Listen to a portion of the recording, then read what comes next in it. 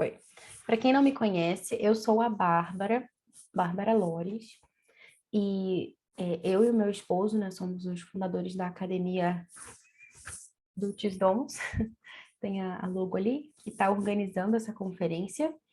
É uma alegria muito grande para a gente poder estar aqui com vocês, e espero que vocês estejam aproveitando, né, tanto as palestras quanto as oficinas que estão acontecendo também para as crianças.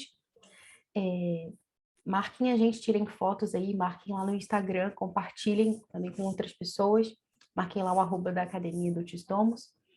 E, bom, para quem não conhece ainda, né, a academia, de repente chegou aqui pela conferência, não sabe, né, o que é isso de academia, nós somos uma plataforma de ensino à distância, né? Então a gente oferece suporte em todas as matérias, quando eu digo todas, todas, praticamente todas mesmo, tanto para famílias homeschoolers, quanto para famílias que têm os filhos na escola regular, mas querem complementar, né, com outros cursos, né? Porque a gente oferece história, geografia, matemática, latim, arte da linguagem, que é como a gente chama o curso de português, ciências, tem química, física, enfim. Fora outras oficinas, né, tipo debate oratória, desenho e aquarela, enfim, tem bastante coisa. E é tudo nesse formato aqui que vocês estão, né, tendo a oportunidade de sentir, né, de ter essa experiência. A gente faz as aulas aqui no Zoom, então diferente de outros cursos gravados que vocês possam encontrar eventualmente, porque tem um professor presente ao vivo para conversar, para interagir, avaliar. Então, é isso que nós fazemos. E agora, né, coube a mim conversar com vocês, né? Vocês sabem que a gente, nessa palestra, né, nessa conferência como um todo, a gente está falando, né, o tema é Educar para a Beleza. A gente teve a oportunidade mais cedo de falar com o maestro Ademir. Ele falou sobre a educação do ouvido através da beleza musical. Falamos também da relação da beleza com a virtude, na palestra da Caterina Kern, que participou com a gente. Na sequência, depois da minha palestra, a gente vai ter também a beleza e a harmonia na matemática. Por fim, a gente vai coroar também com a presença do Andrew Kern, né, que é o presidente e fundador do Centro de Pesquisa Independente em Educação Clássica, o CIRCE Institute. Ele vai falar sobre o que é a beleza, de fato, a partir do logocentrismo. Bom, e agora, né, já falamos sobre a relação da beleza com várias coisas, vários aspectos, e agora a gente vai falar sobre os olhos, né, sobre como apreciar obras de arte com crianças. Para isso que nós estamos aqui hoje. Muito bem. Eu queria, né, antes, né, da gente, assim, eu queria dividir esse momento, para também não ser muito extenso, em dois momentos mais curtinhos, né? Num primeiro momento, eu gostaria de apreciar com vocês uma obra de arte. Então, eu pediria que aqueles que puderem, que realmente abram a câmera, o microfone, na medida do possível. Eu sei que é difícil, pode ser que, né, estejam as coisas um pouco agitadas, ou esteja na rua, enfim. Mas aqueles que puderem participar, ou se não puder ligar o microfone, tá muito barulho, pode usar o chat mesmo. Mas quanto melhor a gente puder interagir nesse momento, né, quanto mais a gente puder falar, melhor. Então, eu vou conduzir com vocês um momento inicialmente de apreciação de arte, como eu faria com uma criança, para que vocês possam primeiro ver na prática como seria isso, e na sequência a gente vai conversar sobre o que eu acabei de fazer, tá bom? Então, eu vou compartilhar a minha tela com vocês. Deixa eu só encontrar a pintura.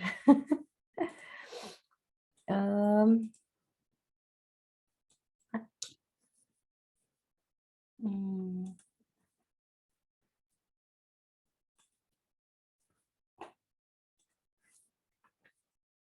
Deixa eu compartilhar aqui com vocês a minha tela.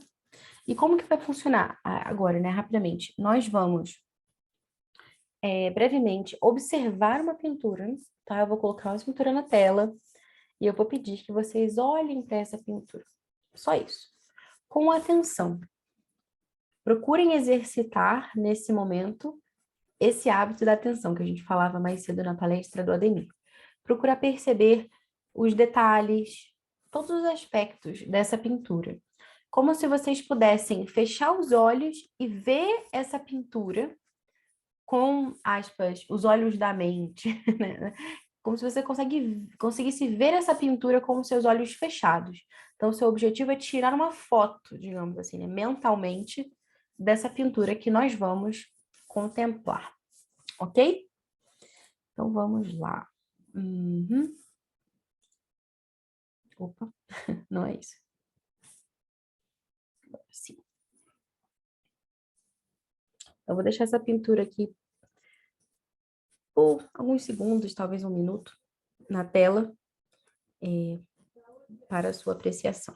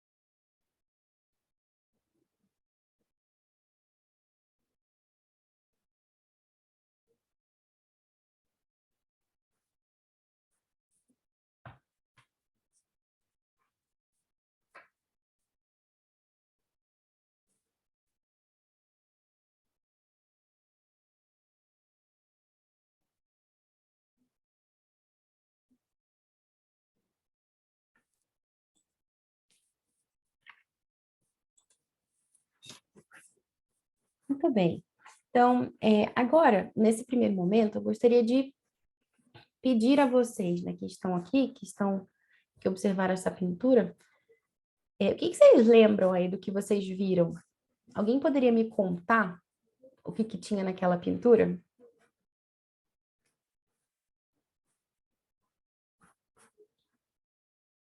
Podem ligar o microfone e falar, se não puder também pode mandar pelo chat. Então, uma criança. Uma criança. No colo de um adulto. Tem uma janela com uma paisagem ao fundo. Tem cores vibrantes, que tem a roupa vermelha. Uhum. Alguém mais viu alguma outra coisa? Queira comentar?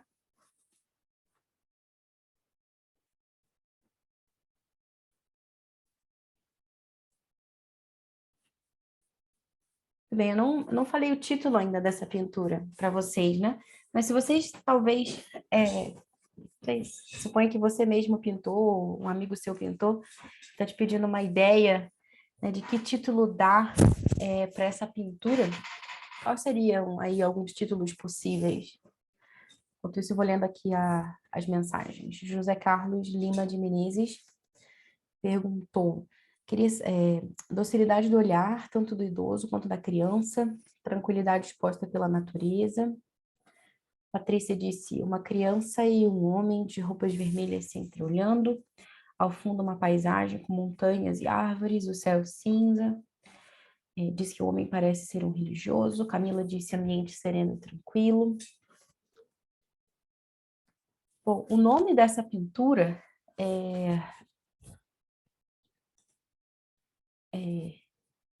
Homem Velho com seu neto. Homem Velho com seu neto. Homem Velho e seu neto, na verdade. E, né, faz bastante sentido isso que, né, alguns de vocês comentaram, né, dessa docilidade no olhar mesmo. Então, o que vocês lembram, assim, né, da pintura? Se a gente pudesse descrever as ações, né? Que tipo de ações nós estamos vendo, né? Nós vimos, no caso, né, naquela pintura.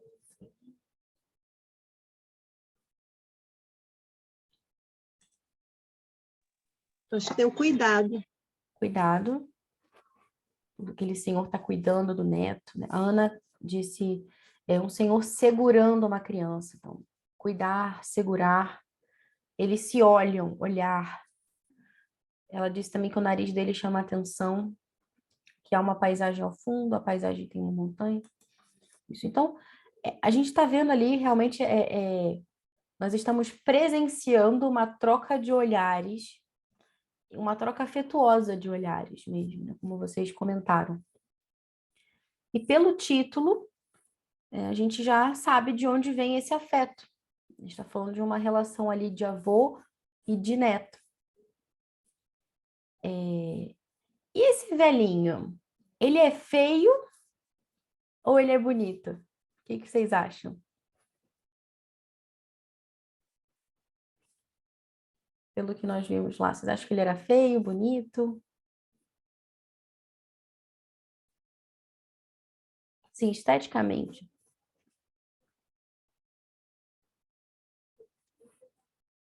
José Carlos falou que achou feio o nariz só. Ana disse que ele é feio, mas não é assustador. Isso. Deixa eu colocar aqui novamente para a gente a pintura. Ai,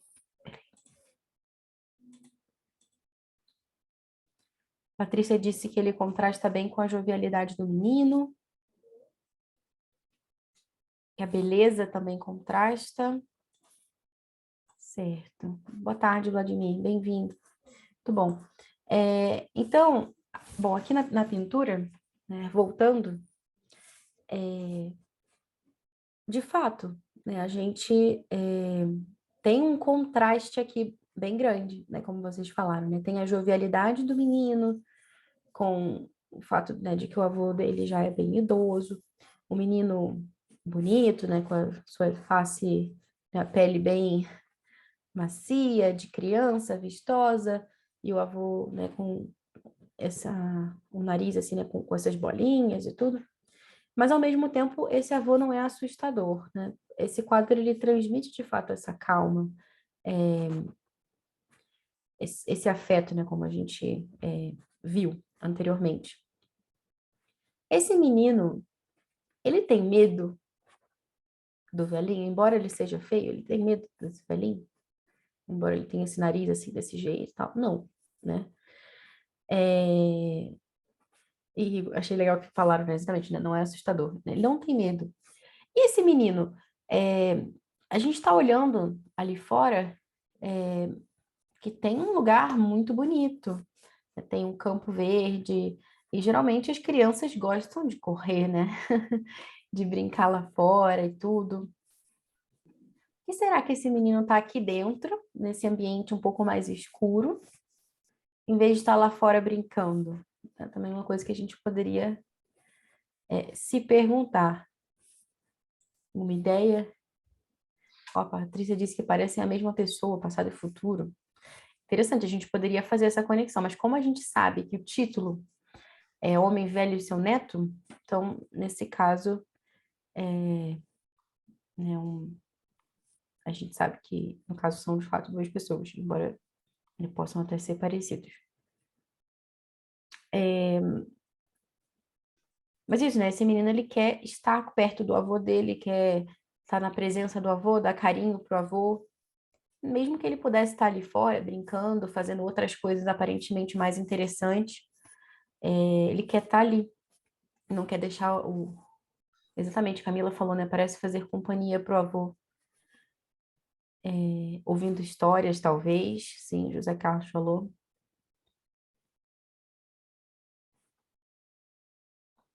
Eu perguntaria agora para vocês também sobre cores, né? Que cores vocês notam mais, né? Algumas pessoas falaram bastante do vermelho já, né? Que salta aos olhos, de fato.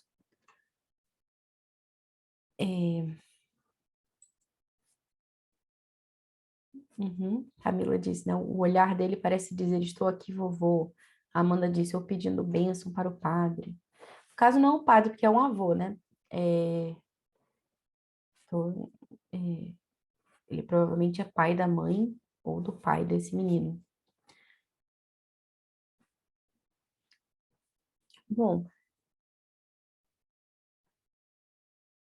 A Ana disse que o vermelho chama atenção, contrasta com o cinza e o escuro do fundo.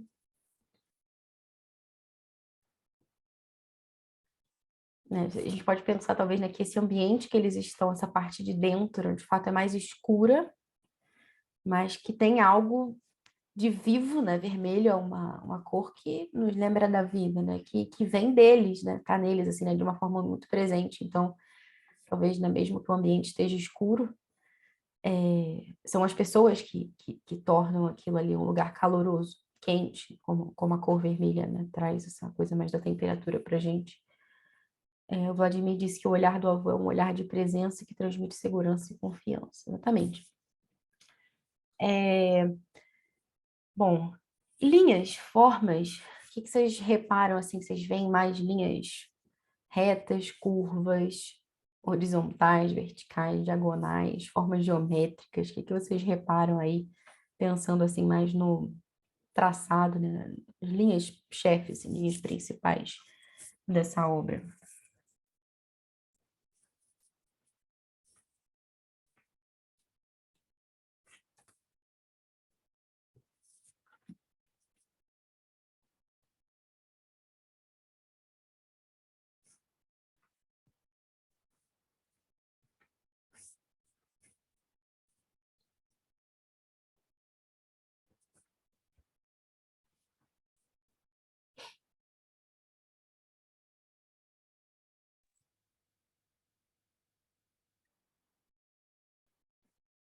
Tem as curvas da estrada, de fato, o José falou aqui, um ângulo de 90 graus da janela. Aham, isso. Bom, ótimo. Agora eu queria que vocês tentassem pensar, né, sobre isso que nós acabamos de fazer, esse exercício que nós fizemos aqui, e tentassem resumir, explicar, né, assim, com as suas próprias palavras, o que que nós acabamos de fazer. O que que nós fizemos primeiro, o que que nós fizemos depois. Se preferirem digitar, podem digitar. Ou então podem falar, ligar o microfone, falar. Quero ouvir vocês aí. Fizemos, a Ana disse que a gente fez uma leitura da obra. Como que foi feito isso? Teve uma ordem? A gente começou pelo quê? Depois a gente fez o quê? A ordem foi uma Posso falar? contemplação primeiro, né? Acho que foi uma contemplação primeiro, né? Aham.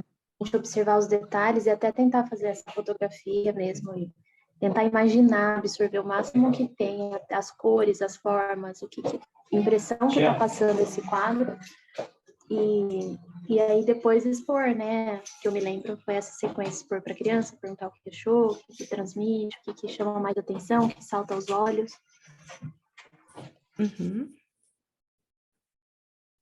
Tinha outra pessoa que queria falar também, não? Era eu. Não, era dizer isso que você primeiro falou para a gente falar, o que que nós estávamos vendo, né, o que que tinha nessa obra, depois quais eram as cores que estavam saltando aos olhos,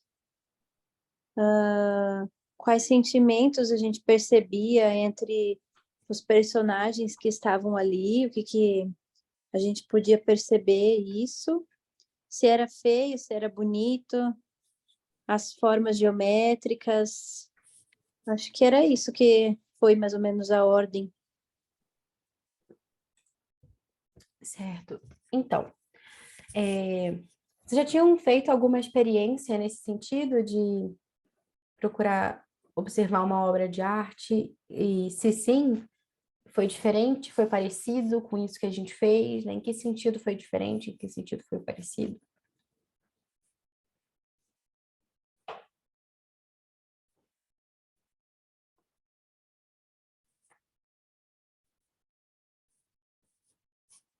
Bom, assim, o José disse que foi a primeira vez que ele fez esse exercício. A Ana disse que não online, né? Achou que ficou mais organizado. Aham. Certo. Então, assim, a primeira coisa que a gente deve fazer... Bom, antes de eu falar disso, deixa eu falar uma outra coisa para vocês. Eu já falei para vocês do título da pintura, né? Mas não disse quem foi o pintor. O nome do pintor é Domenico Ghirlandaio. Domenico Ghirlandaio. Ele nasceu na Itália, em Florença, um pintor florentino. Uma curiosidade sobre ele é que ele era chamado de Ghirlandaio porque o pai dele fabricava guirlandas. Não guirlandas de Natal, mas é um tipo de enfeite de cabelo para mulheres. Além dele ter sido pintor, o filho dele também foi pintor, né? Ele deixou esse legado aí para a família. O nome do filho dele era Ridolfo Ghirlandaio. Bom, ele tem várias outras pinturas também, muitas que a gente encontra, né? A maioria tem temas religiosos, no caso essa não. Mas isso. Bom, então, agora estruturando, né, de uma forma mais concreta, o que nós fizemos, né? Por que nós fizemos isso? Num primeiro momento, eu pedi para vocês observarem aquela pintura e procurarem reter o máximo possível dos detalhes, né, daquilo que vocês estavam vendo. Eu fiz questão de não falar o título antecipadamente, para isso já não meio que... às vezes, quando você já sabe o título, você já vai procurando alguma coisa na pintura. Eu queria que fosse uma experiência mais livre mesmo. Então, de vocês realmente verem e me falarem o que vocês tinham visto, para depois a gente falar do título. Se eu tivesse falado o título, vocês já diriam de cara, é um avô e o neto. Né? Então, não teriam surgido outras reflexões aqui também, né? Como essa questão do passado e do presente, da passagem do tempo, né? Que tudo também é bem bacana da gente poder trazer. Por que é importante a gente observar com atenção as coisas, né? Eu falei isso mais cedo na outra palestra, né, com o maestro Ademir, mas o ser humano ele é feito de hábitos. Quando a gente não está intencionalmente treinando um hábito bom, nós estamos treinando um hábito ruim. Não tem outra opção. Ou você está treinando, né, um hábito bom, ou naturalmente você vai treinando um hábito ruim. Então, o que acontece? A gente vive numa sociedade, né, que, com toda a mídia e, enfim, luzes e flashes, né, que a gente fica meio perdido por aí, tem cada vez mais dificuldade de prestar atenção. E atenção não é simplesmente uma coisa, eu sou desatento. Não, você só não está treinando a atenção como você deveria. É um treinamento, uma coisa que você pode cultivar. É um hábito. A atenção é um hábito bom. E quando a gente para observar uma pintura e para falar o que a gente lembra daquilo que a gente viu, a gente está se forçando a prestar atenção. E isso ajuda muito quando você sabe que você vai ter que falar para alguém que você viu. Porque se você estiver só olhando, sem ter que prestar contas disso a ninguém, então você muitas vezes fica mais, deixa para lá, né? Então, por exemplo, é importante, se você lê um livro, pode ajudar muito. Tipo, você lê um capítulo, acabou de ler o capítulo, pega um papel, ou se você quiser, pode ficar falando sozinho também, mas talvez o papel seja um pouco menos estranho. Pega o papel e escreve o que você lembra do que você leu. É para fazer um resumo? Não, não é para fazer um resumo, é para escrever sem olhar. Como nós fizemos aqui, sabe? Olha a pintura com atenção, o máximo que você puder. Depois tira o olho da pintura e fala o que você viu. Mesma coisa, lê um capítulo, fecha o livro e escreve, ou fala para alguém, olha, hoje eu li sobre isso, isso, isso e aquilo, sabe? Então, esse exercício ajuda muito a gente conseguir reter o conteúdo, as informações na nossa memória. O Vladimir comentou aqui, né? Tenho 2 turmas de alunos, uma de 2º ano, outra de 4º. Procuro sempre fazer uma boa seleção de obras e autores para apreciação e estudo, com intencionalidade. Isso é essencial também, né? Isso é um ponto que a gente não falou antes, mas de nada adianta você ficar olhando com atenção um lixo, né? Então, você tem que realmente ter uma seleção, uma curadoria e procurar pinturas boas, né? técnica, né, maestria, né, os grandes mestres. Eu sugeriria também, né, que você, por exemplo, você vai fazer essa apreciação com a sua criança, pegue assim, o que ela está estudando em história, seja do mundo, do Brasil, qual o período histórico que ela está estudando? Pegue pinturas deste período, porque assim você consegue ir acompanhando e fazendo até um pouco de um trajeto, né? Ou não necessariamente pinturas daquela época, se for muito difícil de achar, ou pinturas que retratem aquela época, uma coisa que também dá para você fazer. Tá, fizemos um momento de olhar com atenção, a criança disse o que ela viu, fez esse exercício, né, de falar, e a gente pode também fazer algumas perguntas. Só que a gente tem que fazer algumas perguntas com uma certa sagacidade, assim, né? É muito ruim quando a gente faz perguntas que tem uma resposta de uma palavra só, sabe? Não que a gente não possa fazer essas perguntas, mas se a gente fica limitado a isso, a discussão não acontece, né? Sei lá, você fala, você acha que aquele menino tinha quantos anos? 5. Aí o velhinho, 80. Aí o menino é bonito, e o vovô é feio, tipo... Claro, a gente perguntou sobre isso, a gente falou sobre isso. Mas assim, não sai daí, né? Então, puxa, tá de dia ou de noite? Tá de dia. Objetivo. Então, a partir daí, o que eu posso tirar? Será que o que esse menino gostaria de fazer um dia como esse? Vamos pensar, né? Por que será então que ele está ali dentro de casa, em vez de estar ali fora? Então, isso ajuda também, é muito bom para que a criança possa dar respostas mais elaboradas e pensar, fazer um exercício de reflexão mesmo, né? De pensar por conta própria sobre aquilo que ela está vendo, aquilo que ela está contemplando.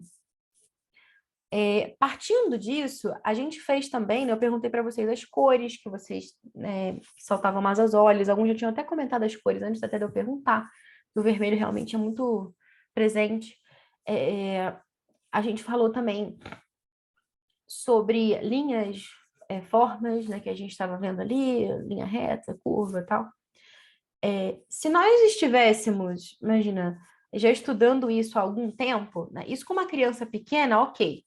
Mas imagina que o seu filho tem já uns 10 anos, 12 anos, ou até mais, e ele já estudou um pouquinho sobre história da arte, por exemplo. Ele sabe a diferença, né, de um período para o outro, né, as características que estão mais presentes num determinado contexto, numa época, né, do que em outro, impressionistas versus a pintura medieval, sei lá, o renascentista, né? Se o seu filho já tem uma noção desse tipo de coisa, é um momento de explorar isso também. A gente poderia falar sobre como que essas características aparecem nessa obra, né? Mas isso já seria um passo mais avançadinho.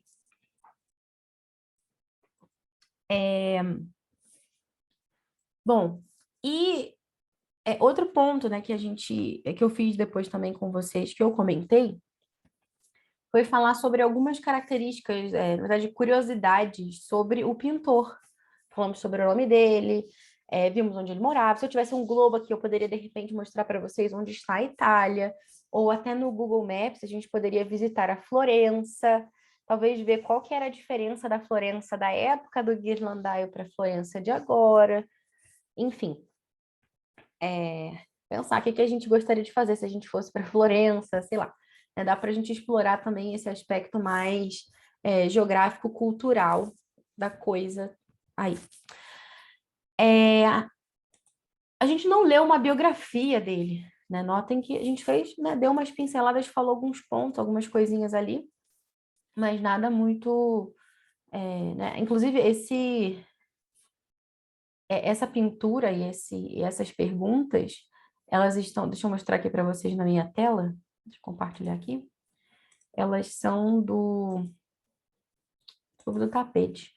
Isso aqui é uma amostra gratuita que está no nosso site, chama Clube do Tapete, que é um material que a gente tem, que inclui apreciação musical, poesia, apreciação artística, estúdio do mês. Então, na parte aqui de apreciação artística, é que a gente tem... É um guia bem breve, assim, que pode ajudar. Aqui, ó, guia de perguntas para apreciação artística. Também aqui alguns detalhes, né, da vida do... Esse aqui é o próprio Domênico Ghirlandaio. É daqui que eu tirei. Depois, se vocês tiverem interesse, eu posso colocar esse link também lá no grupo para vocês poderem baixar e conhecer o Clube do Tapete. Então, é interessante que você tenha um recurso, não necessariamente uma super biografia, mas que você consiga, assim, buscar algumas informações biográficas que sejam interessantes para compartilhar com seu filho, com sua filha. Certo? Uma prática muito legal também que os alunos aqui na academia do Domus têm é ter um livro dos séculos. Não sei se vocês sabem o que é isso, mas basicamente é um caderno em que ali a cada 2 páginas correspondem a um século. E conforme eles vão estudando algum acontecimento histórico, ou alguma descoberta científica, ou o nascimento de um compositor, ou, sei lá, a publicação de um livro, qualquer coisa que eles achem relevante, eles podem pegar ali o livro dos séculos, o caderno deles, e abrir na página daquele século e colocar aquilo. Então, por exemplo, o ano que nasceu o Domênico Ghirlandaio, você pode abrir lá no século e anotar o ano que ele pintou essa obra, se você achar interessante, vai que é seu quadro preferido, né? Não é para você colocar tudo ali, mas só aquilo que você acha interessante. Aos pouquinhos você vai também criando também um senso histórico muito enriquecedor. Você acaba descobrindo que, eventualmente, uma batalha que você estudou aconteceu no mesmo ano que, sei lá, nasceu um escritor que você gosta muito, e aquele rei, um santo, e, sei lá, foi inventada a eletricidade, não sei, alguma coisa. Então, às vezes as coisas estavam acontecendo todas ao mesmo tempo, só que a gente não sabia. Então, você consegue meio que fazer essas conexões, isso até para o nosso próprio estudo, não só para criança, também vale bastante a pena. E é o tipo de recurso que você pode usar também para esse momento de apreciação de obras de arte, que você pode fazer. Colocar lá o ano de nascimento ou de falecimento do pintor, algo assim. Outro ponto também que é interessante, né? Se o seu filho ele faz aulas, né, de arte, de desenho, de instrução artística, inclusive a gente está tendo algumas oficinas, né, de artes aqui durante a conferência, na própria academia a gente oferece também, né, o curso de instrução artística, né, oficina de artes, oficina de desenho e aquarela, que chama, para crianças a partir de 6 anos, são 8 níveis, né, que você vai passando ali, e você vai aprendendo a técnica de produzir arte, basicamente. Então, se você já está há algum tempo nessa caminhada, digamos assim, você pode já descrever alguns aspectos técnicos também daquela pintura, e você também pode reproduzir.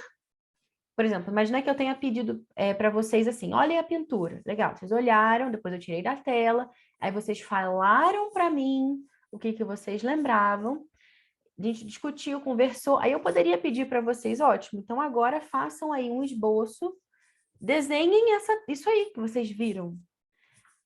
Pode ser uma coisa mais, tipo, linhas gerais, né? Não precisa detalhadamente tudo, mas você pode, eu sei que tinha aqui um velhinho, eu sei que aqui tinha um menino, tinha uma janela. Você pode colocar ali no papel aquilo que você lembra. Claro que dependendo da idade da criança, e do nível, né, de desenvolvimento que ela tem no desenho e tudo, ela vai fazer uma obra mais simples ou até um pouco mais elaborada, mais complexa. Por que é importante, assim, né, a gente... voltando ali, né, para aquele aspecto da biografia do artista, a gente apresentar o artista, falar um pouco sobre as características, sei lá, onde ele nasceu, esse tipo de coisa. Pô, primeiro que tem, determinadas épocas tem um estilo mais marcante, então é legal você saber quando ele nasceu, o local que ele morava, às vezes tem uma espécie de estilo mais vigente numa determinada região ou outra, né? Mas, assim, né, uma outra razão para a gente saber um pouco mais sobre a biografia é que quando a gente vai contemplar uma obra de arte, a gente precisa, de alguma forma, estabelecer uma relação com aquele objeto do nosso estudo. seja uma coisa mais sentimental, do tipo, ah, que bonitinho, velhinho, com um neto e tal, é uma coisa que fala o nosso coração, mas mesmo passar, né, pela obra e ter uma relação com aquele artista, de fato, né? Quem é a pessoa que está por trás dessa obra? Por isso que uma grande educadora, né, que eu respeito bastante, gosto muito dela, viveu no século XX, chamava Charlotte Mason, ela recomendava que você escolhesse 3 pintores. Não fica igual uma barata tonta, não, indo atrás de 1000 pintores por aí, não. Escolhe 3. De preferência, como eu falei, do período histórico que o seu filho está estudando nesse momento. Pega 3 pintores, divide ali, ó, um trimestre para cada um, 12 semanas. Ok, agora eu vou pegar um trimestre. Dentro dessas 12 semanas, o que eu vou fazer? A cada quinzena, eu vou ver uma pintura. Então, é totalmente diferente de você pegar, às vezes acontece, né? Sei lá, numa aula, o professor pega 5, 6, 7, 8 pinturas diferentes.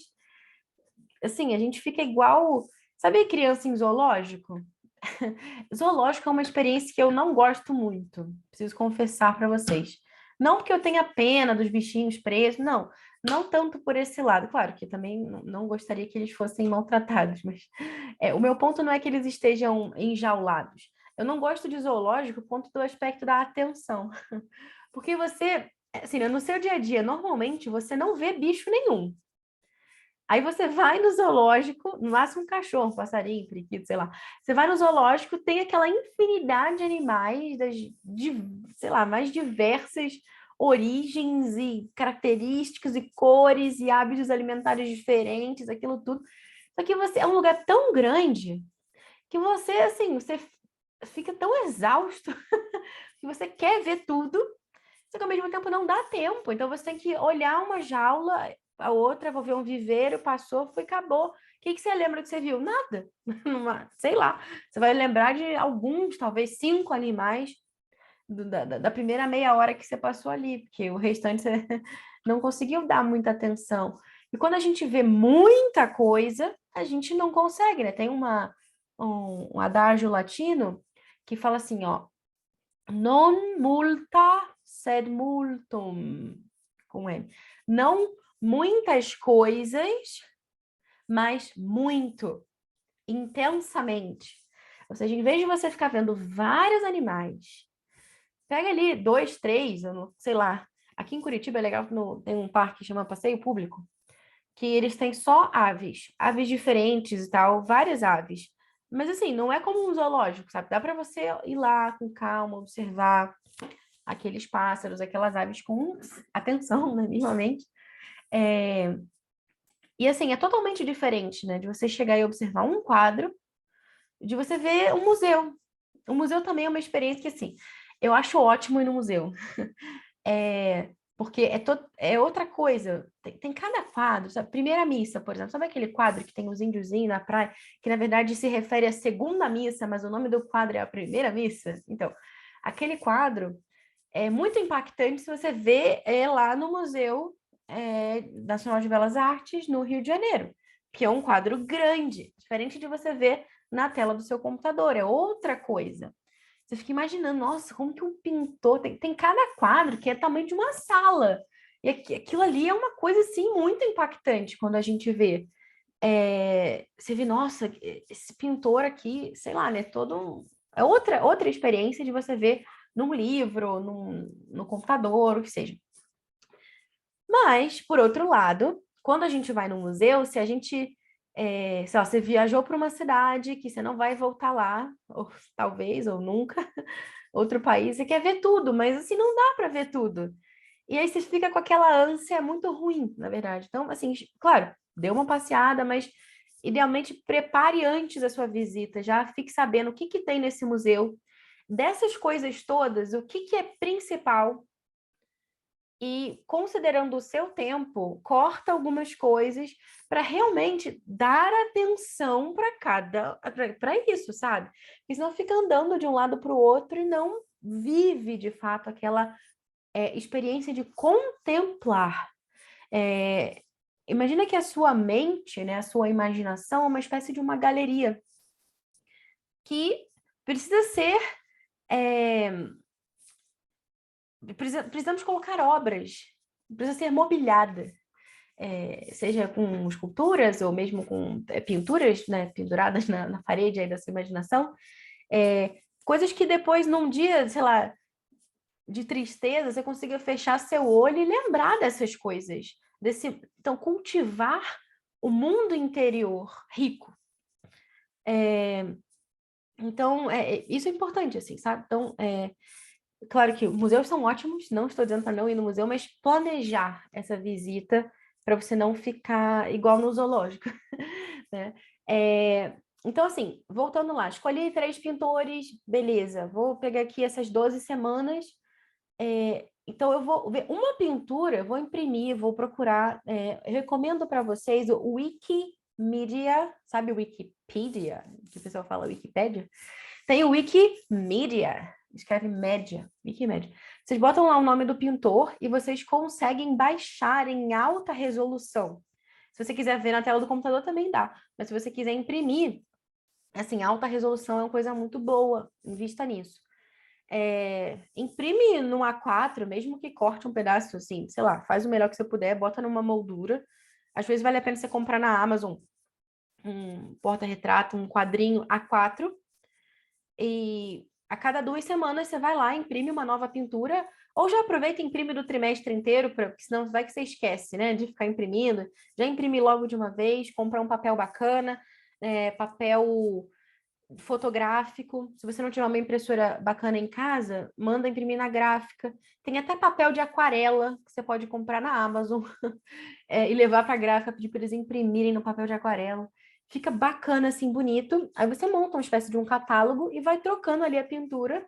Então pensa só, você fica 3 meses vendo um único pintor, no final você vai estar muito mais familiarizada com o estilo dele, com o tipo de pintura, os temas mais frequentes nas pinturas dele. Você não precisa nem ficar falando sobre isso. Seu filho vai perceber do que ele, né? O que esse pintor aqui pintava? Ele pintava paisagem, pintava natureza, pintava, sei lá, cenas do Antigo Testamento, enfim. E você pode também, em paralelo, né, ao longo desses 3 meses, visitar, como eu falei, né, pelo Google Maps, a cidade dele. Tem pintores, talvez, que tenham museus disponíveis para visita online ou vídeos de pessoas que foram nessa casa dele, disponíveis no YouTube, por exemplo. E você pode fazer realmente uma viagem imersiva aí, né, nesse trimestre, naquele pintor ali, naquela realidade, para realmente formar uma relação pessoal sua, do seu filho, da sua família, com aquelas obras, com aquele pintor, tá? Deixa eu ver aqui algumas perguntas de vocês. Ana Paula disse: como selecionar os artistas bons para apreciação? Como passar pelos artistas que eles terão acesso, mas que produzem obras feias, tipo Dalí, João Miró e tantos outros? Olha, sinceramente, assim, eu acho que não vale a pena. Como eu falei, assim, né? Contemplar. Por que você vai contemplar a Mona Lisa de bigode, né? Não tem sentido, né? Então, escolher só coisas bonitas mesmo. Claro que conforme seu filho for ficando mais velho, ele vai saber, né? Se for estudar, por exemplo, História da Arte. Tem uma História da Arte ilustrada que eu acho bacana da editora Usborne. Eu posso colocar para vocês lá no grupo depois. Que ele vai passando sobre diversos períodos históricos e mostrando as principais características de cada um de uma forma muito, assim, interessante para criança mesmo, é ilustrada. Foi feito em parceria com a National Gallery de Londres. E você vê, eu mostrei para o meu filho esses dias, você vê como a coisa era bonita, você vê a Idade Média, mesmo o Renascimento, as pessoas tinham uma preocupação em retratar as coisas com um certo realismo. E depois você vê o negócio, né, degringolando, né, a longa marcha da vaca para o brejo, né, como fala. Então, as pinturas tortas, né, a exaltação do feio. Então, você não precisa nem ficar dando lição, você mostra para o seu filho e ele consegue ver, nossa, mãe, como né, a coisa foi caindo, né? Assim, a decadência da coisa. E quando eu digo de apreciação de obras de arte, não precisa ser necessariamente pintura, tá? Pode ser escultura também. Você pode pegar uma escultura lá do Aleijadinho, uma fotografia e contemplar com o seu filho, certo? E essas mesmas orientações que eu dou para vocês para artes, a gente pode estender para a apreciação musical também, tá? Então, escolha lá 3 compositores daquele período histórico. Escolha uma música, né? Uma peça, um trecho de um concerto, sei lá, e escuta aquilo ali e muda de quinzena em quinzena. E conhece um pouco da biografia dele. Biografia de compositor até é fácil de achar alguns livros para criança que são interessantes. Isso, focar um trimestre nele, sabe? Imersivo mesmo. Fazer as coisas com calma. O que mais? Aí quando a Paula falou ainda, sou professora de filosofia do Fundamental 2, ensino médio. No material didático tem obras mais abstratas e grotescas para serem analisadas. Qual a melhor abordagem para passar para eles? Se você tiver a liberdade, depende do seu contexto, de pular ou de falar assim bem, só para dizer que falei, sabe? E realmente pegar coisas boas, coisas bonitas e fazer esse exercício com eles, é bem melhor. E depois você pode até comparar umas com as outras e eles mesmos vão perceber isso, né? Que você mesmo está olhando, né? Que umas são grotescas e as outras são belas. Vladimir disse, hoje as faculdades de arte ensinam o feio e o grotesco quase como um culto. Exatamente, é o culto à feiura. Sabe por quê? Vocês vão ter a oportunidade de assistir ainda hoje, né, no nosso encerramento, a discussão com o Andrew Kern. Ele fala sobre a beleza, né? Que a beleza tem uma relação muito direta com a verdade. Por que as pessoas querem dizer que a arte é qualquer coisa? Que o belo é qualquer coisa? Como o Duchamp lá, né? Que em 1917 pegou um mictório, expôs lá numa exposição como se fosse arte, né? Porque arte é qualquer coisa, né? É só eu falar que é arte. Não. Por que as pessoas querem que o que é bonito, né? Como as pessoas falam, né? A beleza está nos olhos de quem vê. Será mesmo? É claro que existe uma coisa subjetiva na beleza, no sentido de que, sei lá, eu estava falando até com o professor da academia, o Levi, esses dias, ele deu esse exemplo para mim, é verdade. Você vê um garrancho lá do seu filho que está sendo alfabetizado, escreveu "Te amo, mamãe", com a letra bem feia. Você sabe que, do ponto de vista estético, aquela letra está pavorosa. Nada, né, como a caligrafia artística que a gente teve a oportunidade de ver aqui nas oficinas. Mas tem uma beleza ali do sentimento dele, né, que ele quis expressar ali, ok. Mas, assim, existem padrões objetivos de beleza, como o próprio Ademir falou mais cedo, né? A proporção, a clareza, a integridade, não pode ser um negócio quebrado, rasgado, enfim. Eu não quero me deter muito nisso porque não é o nosso tema aqui, mas a quem interessa dizer que beleza é qualquer coisa? Porque se a beleza é um reflexo da verdade, se a beleza é relativa, a verdade também é. E não é assim que hoje em dia todo mundo faz, né? A verdade é o que eu quero que ela seja, quando a gente sabe que não é isso. A verdade é aquilo que é, independente do que eu acho sobre isso. Esse aqui é um controle de ar-condicionado. Eu posso achar que isso é um cachorro, eu posso dizer que isso é um cachorro, eu posso escrever cachorro aqui, mas isso não faz com que isto seja um cachorro, certo? Porque a verdade é aquilo que é, independente do que eu acho. A beleza é aquilo que é também. Bom, a Josiane perguntou a partir de qual idade o livro dos séculos é indicado. 10 anos, mais ou menos, eu recomendo, Josiane. Uma idade que ele consiga já ter maturidade, e é bom que seja um livro, assim, um caderno bacana, com folha grossa, para poder pintar, bonito, capa dura, para durar, assim, toda a vida escolar, aquele mesmo livro dos séculos. Porque, assim, o legal é poder, né, ver ao longo dos anos como aquilo vai sendo preenchido. Aham, muito bem.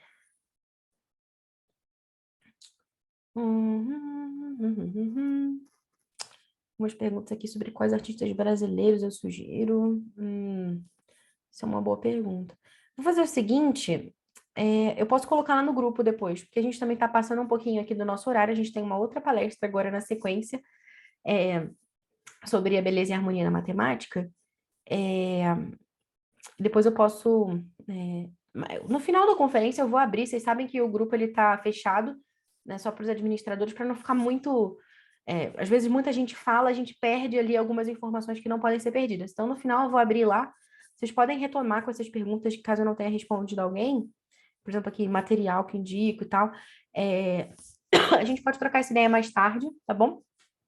Então, vamos parar aqui 5 minutinhos só para vocês pegarem e encherem de novo o copo de água e a gente volta na sequência com Beleza e Harmonia na Matemática com o professor Marcelo Trindade. Gente, se vocês gostaram dessa oficina aqui, dessa palestra assim, que a gente fez, vocês vão ficar abismados com a beleza da matemática. Principalmente se você não gostava de matemática quando era criança. Assim, sem spoilers, assim, a palestra vai estar muito, muito boa. Não dá para perder mesmo, tá? Fiquem aí, a gente se vê daqui a pouquinho.